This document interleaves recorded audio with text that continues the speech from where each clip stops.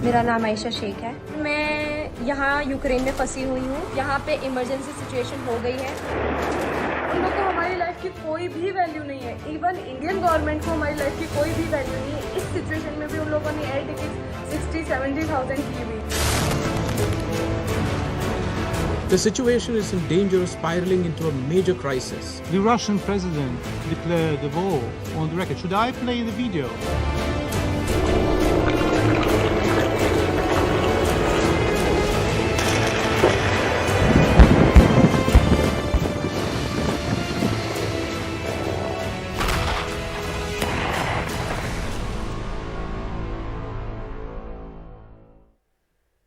तो रूस ने यूक्रेन पर हमला बोल दिया है। आज सुबह जब लोगों की नींद खुली तो पता चला कि महीनों से रूस और यूक्रेन के बीच जो तनातनी चल रही थी वो युद्ध में तब्दील हो गई। रूस के राष्ट्रपति व्लादिमीर पुतिन आज सुबह टेलीविजन पर आए और यूक्रेन के खिलाफ उन्होंने जंग का ऐलान कर दिया। पुतिन ने अमेरिका को भी चेतावनी देते हुए कहा कि जो लोग बाहर से इस मामले में टांग अड़ाने की सोच रहे हैं, अगर उन्होंने ऐसा किया तो इसका नतीजा भुगतना पड़ेगा। साफ है कि पुतिन का इशारा परमाणु ताकत की ओर था। उधर पुतिन के संबोधन के कुछ ही देर बाद रूस ने यूक्रेन पर कई दिशाओं से एक साथ हमला बोल दिया। रूस ने यूक्रेन के विभिन्न शहरों में सैन्य ठिकानों पर मिसाइलों से हमले किए। धमाकों की आवाज से लोगों की नींद खुली। यूक्रेन की राजधानी कीव के इंटरनेशनल एयरपोर्ट के पास 7 बड़े धमाके हुए, जिसके बाद यूक्रेन ने उड़ानों पर रोक लगा दी। यूक्रेन का एयर स्पेस बंद होने के चलते फंसे भारतीयों को लाने निकले एयर इंडिया के विमान को भी बीच से ही वापस आना पड़ा। इस विमान में हमारे सहयोगी विष्णु सोम भी रिपोर्टिंग के लिए जा रहे थे, उन्हें वापस लौटना पड़ा। उधर रूसी सेना ने कई दिशाओं से यूक्रेन पर धावा बोला। रूस ने यूक्रेन के सैन्य ठिकानों पर बमबारी की। रूस ने यह भी कहा कि यूक्रेन के एयरबेस और एयर डिफेंस तबाह हो गए हैं। यूक्रेन के 40 से ज्यादा सैनिकों की मौत की खबर कुछ देर पहले आई थी और साथ ही 10 आम लोगों के मारे जाने की भी खबर है। दूसरी ओर यूक्रेन ने भी 50 रूसी हमलावरों को मार गिराने का दावा किया है। यूक्रेन ने अपने यहाँ मार्शल लॉ लागू करते हुए कहा कि हर नागरिक अब लड़ाई में हिस्सा लेने के लिए तैयार रहे, उन्हें हथियार भी दिए जा रहे हैं। उधर यूक्रेन के राष्ट्रपति ने अपने संदेश में कहा कि वो रूस के आगे हथियार नहीं डालेंगे, सरेंडर नहीं करेंगे। यूक्रेन ने रूस के साथ अपने सभी राजनयिक रिश्ते खत्म कर दिए हैं। उधर यूक्रेन पर हमले के बाद दुनिया भर के शेयर बाजारों में हाहाकार मच गया। भारतीय शेयर बाजार भी इससे अछूता नहीं रहा। यहां सेंसेक्स 2700 अंक गिरकर बंद हुआ। वहीं कच्चे तेल के भाव में एक तरह से आग लग गई और ये $103 प्रति बैरल पार कर गया है। तो पूरी दुनिया में उथल पुथल मचा दी है रूस के इस कदम ने। और ब्रिटेन के प्रधानमंत्री बोरिस जॉनसन ने रूस के हमले की निंदा करते हुए कहा कि संकट की इस घड़ी में ब्रिटेन यूक्रेन के लोगों के साथ खड़ा है। आइए सुन लेते हैं। I say to the Ukrainians in this moment of agony, we are with you. We're praying for you and your families, and we are on your side. I say to the British people and all who have heard the threats from Putin against those who stand with Ukraine, we will of course do everything to keep our country safe. इनके राजदूत ने कहा कि अगर प्रधानमंत्री Narendra Modi Putin से बात करें तो उम्मीद है कि पुतिन जवाब देंगे। Modi ji is one of the most powerful and respected leaders of the world. The status of Modi ji makes me hopeful that in case of his strong voice, Putin at least should think over. We are expecting for much more favorable attitude of the Indian government in this crisis situation. वहीं विदेश मंत्री S Jaishankar ने tweet कर कहा कि यूरोपीय संघ के जोसेफ फोंटेल से फोन पर बात हुई है। यूक्रेन में गंभीर स्थिति और भारत इस तनाव को कैसे कम कर सकता है, उसकी क्या कोशिशों में मदद कर सकता है, इस बारे में चर्चा की गई।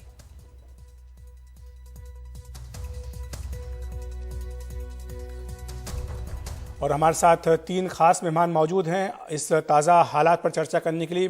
राजीव भाटिया जी हैं जो कि पूर्व राजदूत हैं, doctor Rajan Kumar associate professor JNU, और साथ ही मेजर जनरल पीके सहगल रक्षा विशेषज्ञ, तीनों हमारे साथ जुड़े हुए हैं। आप तीनों का बहुत बहुत स्वागत है। सबसे पहले भाटिया जी मैं आपके पास आना चाहूँगा, इसके पीछे आपको क्या दिख रहा है? पुतिन क्या चाहते हैं कि उन्होंने एक जो स्वतंत्र देश है, संप्रभुता जो प्राप्त देश है, उसके ऊपर हमला किया और उसके राजधानी तक पहुंचने की कोशिश कर रहे हैं, उसके सारे एयरपोर्ट को तबाह करने की कोशिश कर रहे हैं, उनके सैन्य ठिकानों पर हमले कर रहे हैं। माना जा रहा है कि इसमें कई जो नागरिक है उनको भी अपनी जान से हाथ धोना पड़ा है। तो पुतिन का इरादा क्या है आपके हिसाब से? ये बहुत अब गंभीर स्थिति हो चुकी है और राष्ट्रपति पुतिन का क्या खेल है, क्या इरादा है, इसके बारे में पिछले कई हफ्तों से पश्चिमी देशों की सरकारें इसके बारे में सोच रही थी, विचार विमर्श कर रही थी और बराबर सोच समझ के व्हाइट हाउस से और दूसरे राजधानियों से बराबर स्टेटमेंट्स आ रहे थे। इसके अलावा जो पश्चिम के देश हैं, उनके जो विद्वान हैं, जो स्कॉलर्स हैं, स्ट्रेटेजिक कम्युनिटी के लोग हैं, वो भी बराबर इसके ऊपर चिंतन कर रहे थे। मैं ये कह सकता हूँ कि इस समय जो आज से हुआ है उसके बारे में काफ़ी हद तक लोगों को आश्चर्य है, क्योंकि उम्मीद ये थी कि सेना दिखाकर जो कुछ अपना कर सकते हैं कर लेंगे, मगर सेना का प्रयोग नहीं किया जाएगा।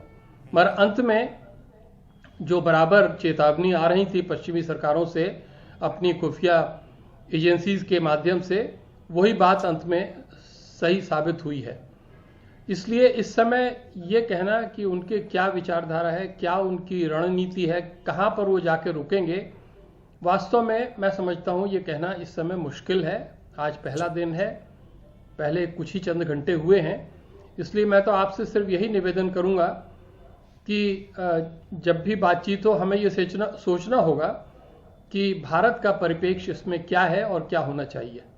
जी, उस पर हम चर्चा करेंगे, आपके पास आएंगे क्योंकि आपको काफ़ी अनुभव है इस विषय को लेकर। लेकिन सुरक्षा से मामले पर पहले चर्चा कर लेते हैं। मेजर जनरल सहगल साहब हमारे साथ हैं। मैंने सुबह सुना था पुतिन को, उन्होंने कहा था कि हमारा इरादा ये नहीं है कि हम यूक्रेन पर कब्जा करें, लेकिन फिलहाल जो पूरी रणनीति है और जिस तरह से उन्होंने अपनी फौजों को भेजा है, उससे लग यही रहा है कि वो वहां पर या तो तख्ता पलट करना चाहते हैं अगर वो कब्जा ना भी करें तो।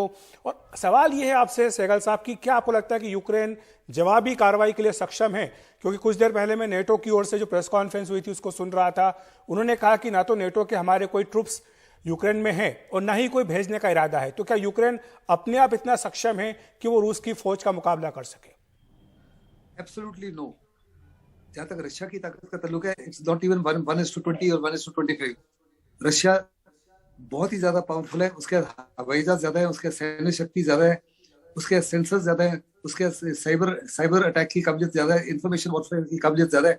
मतलब हर तरीके से रूस जो है बड़े पैमाने पर यूक्रेन के ऊपर हावी हो सकता है। लेकिन यूक्रेन की पूरी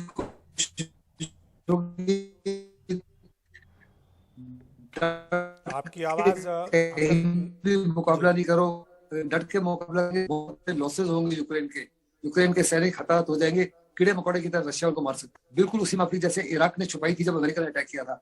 अमेरिका ने कहा कि हमने स्लेज हैमर इस्तेमाल किया है एंट्स को मारने के लिए, लेकिन उस समय जानकारों का कहना था कि वो एंट्स बिखर गई हैं and the time of place of their own choosing वो रिकूप करेंगे और आपको बाइट करेंगे और उस समय आपको समझ नहीं आएगा कहाँ भागा जाए। यूक्रेन को भी वही पॉलिसी अडॉप्ट करनी पड़ेगी। और जो रशिया के वॉर एम्स है जिसके बारे में जिक्र किया गया है कि वो चाहता है कि within matter of 72 hours to 1 week Ukrainian forces surrender कर दें। बिल्कुल सरेंडर नहीं करेंगी।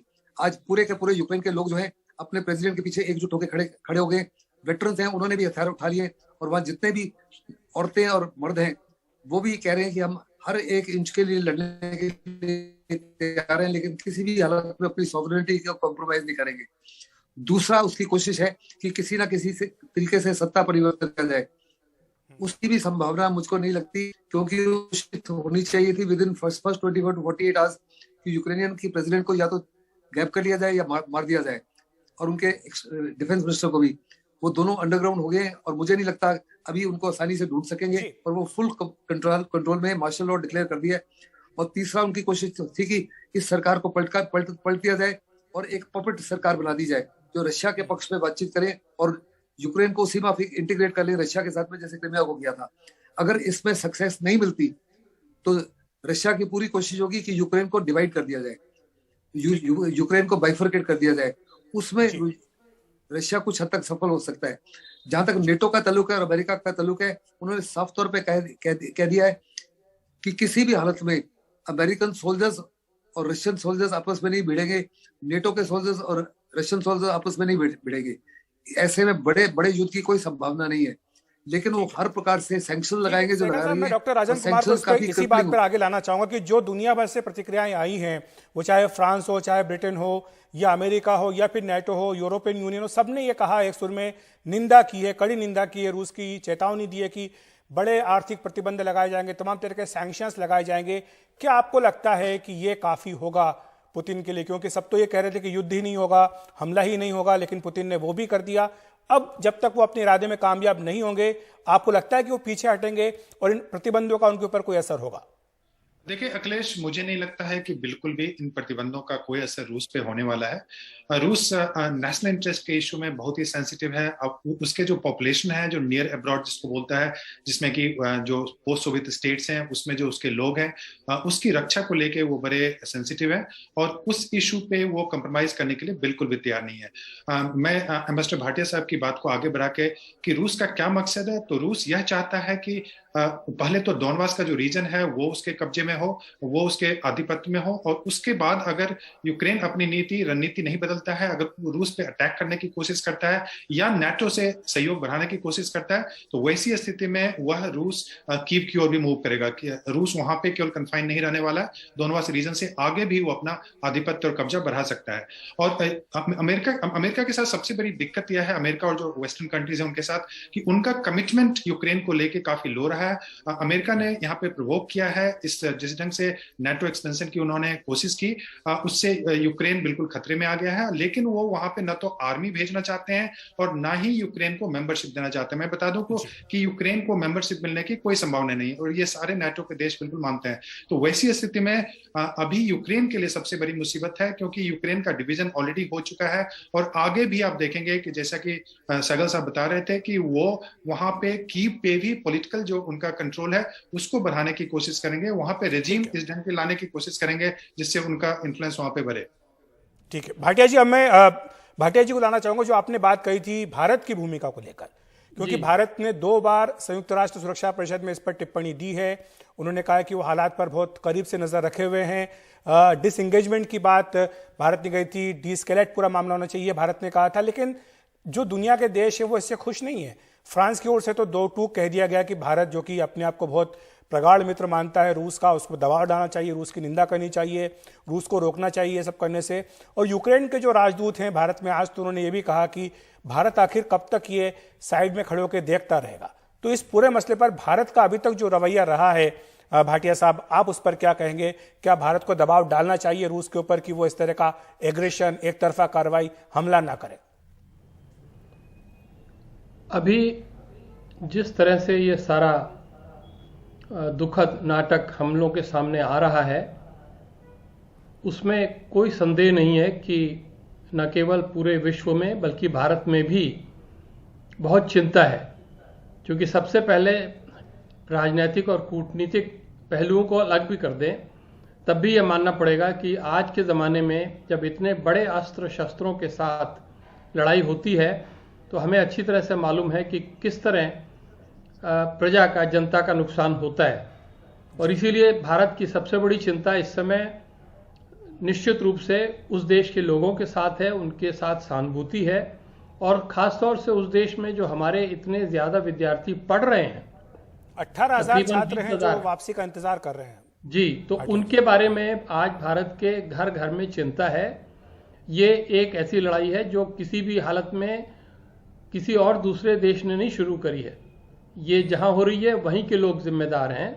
इसलिए हमारी सिर्फ चिंता विशेष रूप से इस समय ये है, और विदेश मंत्रालय जहां पर मैंने बहुत बरसों काम किया है, मैं उनके लिए नहीं बोल रहा हूं, मगर मैं अपने अनुभव के आधार पर, ज्ञान के आधार पर कह सकता हूं कि इस समय विदेश मंत्रालय के लिए प्राथमिकता नंबर 1 यही है कि किस तरह से हम सुरक्षा प्रदान करते हुए सुरक्षित रूप से अपने बच्चों को, अपने विद्यार्थियों को वापस ले आएं, और ये सबसे गहन समस्या है जिसका समाधान तुरंत ढूंढा जाएगा। ठीक है। जहां तक राजनीतिक और कूटनीतिक पहलुओं का सवाल है, तो इसमें देखिए, ये लड़ाई जो है यूरोप के भीतर है, रूस और यूक्रेन के भीतर है, मगर और साथ ही साथ में रूस और नेटो के बीच में भी है, और रूस और अमेरिका के बीच में भी है। ये एक ऐसी लड़ाई नहीं है जिसमें कि भारत जुड़ा हुआ है। भारत उससे एकदम अलग है, और इसलिए भारत एक ऐसा देश है जो कि अपनी तरफ से पूरी कोशिश करेगा, पूरा प्रयत्न करेगा कि कैसे ये लड़ाई अभी भी थम जाए, किस तरह से शांति हो जाए, किस तरह से कूटनीति सफल हो जाए। और अगर यही हमारा ध्येय है, अगर हमारी यही रणनीति है, तो आवश्यक है कि हम बहुत ज्यादा इस विषय पर सरकार की तरफ से या जो लोग सरकार के पास, डॉक्टर कुमार, मैं आपके पास आना चाहूंगी। भारत की कोशिश तो ये है कि बात आगे ना बढ़े, लेकिन बात तो काफी आगे बढ़ चुकी है, और हम ये भी देख रहे हैं कि भारत की तो अभी तक कोई बातचीत पुतिन से हुई नहीं है, लेकिन दूसरी तरफ पाकिस्तान के जो प्रधानमंत्री इमरान खान है वो पहुंच गए, वो पुतिन से मिल रहे हैं। तो इसको हमारे कंटेक्स्ट में आप किस तरह से देखेंगे डॉक्टर कुमार? देखिए, संक्षेप में। सॉरी जी, देखिए, पाकिस्तान जब से अलग थलग हुआ है, अभी उसके संबंध जानते हैं कि अमेरिका से भी उतने अच्छे नहीं है जैसा कि पहले था। तो उसके बाद पाकिस्तान हर एक देश से बिल्कुल करीब होने की कोशिश कर रहा है, खासकर चूंकि रूस और चीन के संबंध अच्छे हैं, तो उसमें एक ट्रायंगल बनाने की कोशिश कर रहा है जिससे कि भारत को अलग किया जा सके। लेकिन मैं बता दूं कि रूस इस मामले में बहुत ही क्लियर है, क्योंकि रूस के हमारे संबंध, चाहे वो सामरिक संबंध हो या डिफेंस इंपोर्ट्स की बात हो या फिर पॉलिटिकल रिलेशनशिप हो, वो हमारे बहुत अच्छे हैं। रूस इस चीज को बहुत अच्छी तरह समझता है कि अगर पाकिस्तान से रूस का संबंध अच्छा होता है तो भारत इसको कभी स्वीकार नहीं करेगा, और वैसी स्थिति में वह खासकर जो सैन्य समझौते हैं या जो डिफेंस एक्सपोर्ट्स हैं उसकी बात तो बिल्कुल भी नहीं करेगा। हाँ, ये जरूर है कि चूंकि तालिबान पे पाकिस्तान का इन्फ्लुएंस है, तो तालिबान रेजीम से अगर बात करनी हो तो उसमें पाकिस्तान एक इंपॉर्टेंट एलिमेंट हो जाता है रूस के लिए और सेंट्रल एशियन स्टेट्स के लिए भी। तो उस दृष्टि से पाकिस्तान रूस बात करना चाहते हैं, लेकिन चूंकि भारत आज के समय में इतना बड़ा मार्केट है, इतनी बड़ी इकोनॉमी है, तो उसको रूस कभी भी रिस्क नहीं करेगा, उसको अलग करने की कोशिश कभी भी नहीं करेगा। जी, शुक्रिया आपका डॉक्टर कुमार। राजीव भाटिया जी और मेजर जनरल पीके सहगल जी हमारे साथ जुड़ने के लिए, इस महत्वपूर्ण विषय पर चर्चा करने के लिए। हम फिलहाल एक ब्रेक ले रहे हैं, लेकिन ब्रेक के बाद बताएंगे कि क्यों भारतीय छात्र आज सुबह कीव में भारतीय दूतावास के बाहर पहुंच गए थे। यूक्रेन में फंसे भारतीय परेशान हैं। वहां जंग शुरू होने के बाद वो सरकार से मदद की अपील कर रहे हैं। आज भारतीय दूतावास के बाहर भी बड़ी संख्या में लोग जमा हो गए थे। इधर विदेश मंत्रालय भारतीयों को वहां से निकालने की रणनीति बनाने में जुटा है। वापस लाने के लिए वैकल्पिक रास्तों पर भी विचार किया जा रहा है। साथ ही कई अन्य अधिकारी यूक्रेन भेजे गए हैं ताकि इस काम में तेजी लाई जा सके। Hello guys, myself Anubhav Arya and I'm in Ivano-Frankivsk. And as you all have heard that in Ivano-Frankivsk there was an attack from, we don't know the source, but yes, we had attack in our airport, and you can see here there are many people standing near the ATM and near the medical shop. It's a medical shop. They're standing and there's ATM. All standing and all are waiting here. There are many people and too much rush, and no one is accepting card payment. They all are accepting cash. They all want cash. So now we are waiting for. We are waiting here, and we want to have cash. I send my friend to another ATM, and they are going and they will have cash if they will receive. We are not sure we will have cash here, and please, it's our request to our our ministry or our Indian embassy, please do something, and we want to go back to the India as soon as possible. So please do something. We are dependent on you, and thanks to the NTTV for showing this to everyone. And it's my request to our parents, please don't be so much panic. We will do as possible. Ukraine की राजधानी Kyiv में कई छात्र रात से ही वहां के railway station पर हैं। वो सुरक्षित जगह ले जाने की गुहार लगा रहे हैं। हम लोग यहाँ पे कीव रेलवे स्टेशन में फंसे हुए हैं। हम लोग रात भर से यहाँ पे आए हुए हैं। हम डिफरेंट यूनिवर्सिटी से आए हुए हैं, बहुत सब अलग अलग जगह से आए हुए हैं। हम एम्बेसी को कॉल करे जा रहे हैं। यहाँ पे हम बहुत परेशान हैं, लेकिन एम्बेसी कोई जवाब नहीं दे रही है। ना यहाँ से जाने के लिए कोई रास्ता है हमारे पास, टैक्सी वाले नहीं मिल रहे हैं और कुछ भी नहीं है, और एम्बेसी कोई जवाब देने को तैयार नहीं है। तो अब हमें जवाब दीजिए, हम करें क्या? एम्बेसी हमारी जो एम्बेसी है कीव में वो बंद हो चुकी है। मतलब उन्हें बोल दिया गया है, ऑर्डर आ गए हैं कि इंडिया जा रही है एम्बेसी। तो अब यहाँ पे कोई हेल्प करने के लिए तैयार नहीं है। टैक्सी नहीं मिल रही है, बस नहीं मिल रही है, हम कहाँ जाए मतलब। और हमारी रिक्वेस्ट है कि सिर्फ हमें सेफ जगह पे लिया जाए। हम ये नहीं कह रहे कि हमें तुरंत इंडिया वापस जाना है, पर हमें एक सेफ जगह, हम एम्बेसी से ये चाहते हैं कि हमें एक सेफ जगह दी जाए। हम सेफ जगह जाना है, जरूरी नहीं हमें इंडिया जाना है। यूक्रेन में 200 जम्मू कश्मीरी छात्र भी रहते हैं। वहां के मेडिकल का छात्रों का कहना है कि लोग जरूरी सामानों की खरीदारी कर रहे हैं और सुरक्षित स्थानों पर जा रहे हैं। जो जैसा आप देख रहे हो, अभी यहाँ पे थोड़ी सी पैनिक सिचुएशन हो रखी है। लोग यहाँ पे सामान ले रहे हैं। जैसे आप देख रहे हो उधर, मैं हंदवारा का रहने वाला हूँ और मैं यहाँ पे सुमी स्टेट यूनिवर्सिटी जो कि खारकीव से अराउंड 80 किलोमीटर दूर है। मैं इस वक्त 6th कोर्स में पढ़ रहा हूँ। मैं मेडिसिन की पढ़ाई कर रहा हूँ। यहाँ पे एम्बेसी से हमारा कांटेक्ट हुआ, सुबह मॉर्निंग में हमारा कांटेक्ट हुआ एम्बेसी से। तो उन्होंने हमें एक फॉर्म भेजा है, वो हमें फिल करने को बोला है।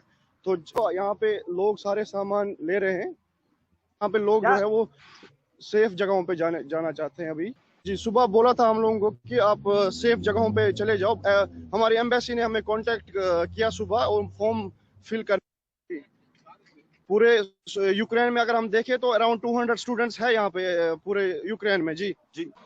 जी हमारा एक व्हाट्सएप ग्रुप चलता है यहाँ पे, जहाँ पे हम सारे कश्मीरी कांटेक्ट में हैं। घर वाले सुबह से ही कॉल कर रहे थे, तो अभी घर वाले फिर से कॉल कर, अभी ये लाइव कट रहा था। अभी तो फ्लाइट्स जो है वो सारी कैंसिल हो गई थी, क्योंकि मेरे जो दोस्त थे वो यहाँ से निकल रहे थे। उनकी फ्लाइट आज सुबह की थी।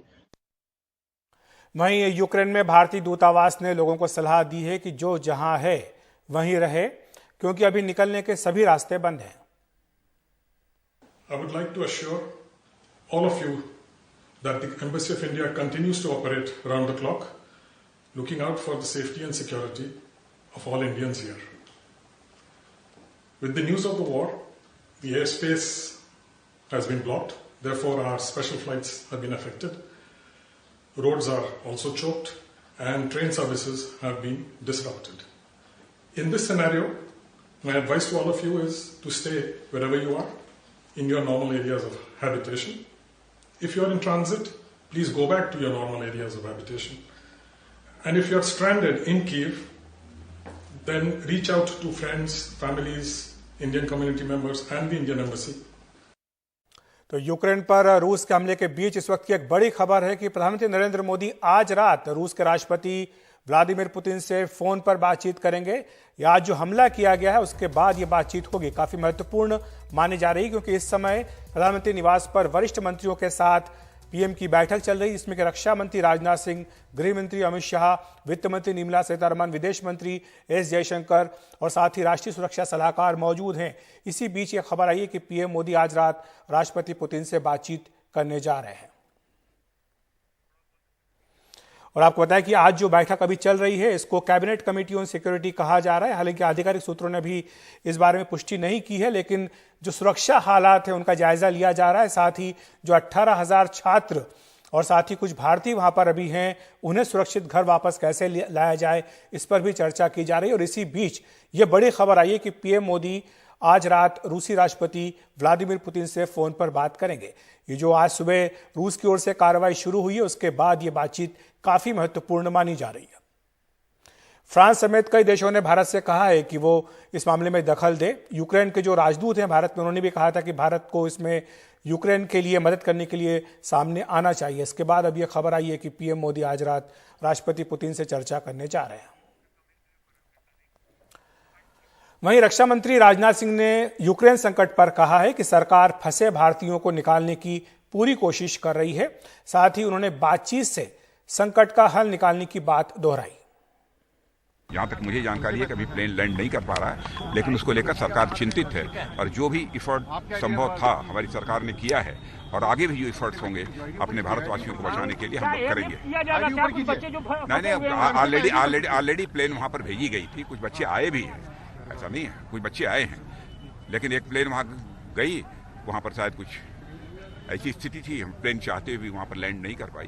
तो स्थिति विषम है, इसमें कहीं दो राय नहीं है, लेकिन फिर भी हमारी गवर्नमेंट का पूरा एफर्ट है जो हमारे भारतवासी हैं, हमारे जो बच्चे वहाँ पर हैं, उन सभी को निकाला जाए। इंडिया का क्या स्टैंड है, इस पर कुछ बोल दीजिए। भारत चाहता है कि शांति कायम होनी चाहिए, बातचीत के द्वारा इसका हल निकाला जाना चाहिए, युद्ध की स्थिति पैदा नहीं होनी चाहिए, यही